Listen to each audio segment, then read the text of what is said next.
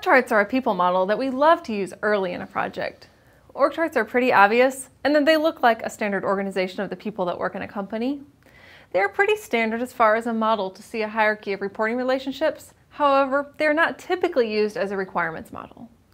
The requirements model is the same though, in that it still shows the structure of everyone in the organization and the reporting hierarchy by department.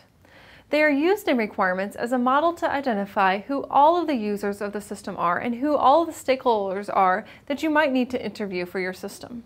It's important to look at these so that you don't accidentally leave someone out of your interviews. This is an example of part of an org chart for an auto manufacturer that is building a web storefront. I easily might have gotten this org chart from the corporate internal website, so I didn't really have to create anything. What I like to do is to take all of the parts of the org chart, print them, and stick them on the walls around my room. Then I take a marker and I go around and I circle the people that I know I need to meet with. I put a big X for the ones that I don't need to meet with, and I put question marks by those that I need to ask and find out about whether they have a stake in the project. And just like that, I now have my full list of people to interview and to identify system users and stakeholders with requirements.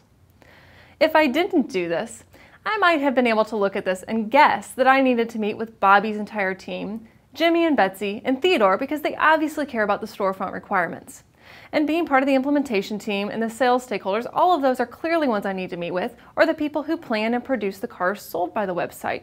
However, it's reasonable to expect that I might have missed someone like Melissa in the tax department because it just didn't occur to me that they have some specific legal requirements around taxing vehicles.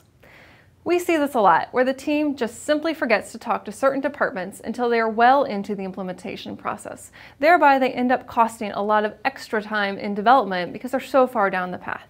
Org charts are a model that is useful on internal IT systems with internal users because they can guarantee I have identified all of the possible users to write requirements for.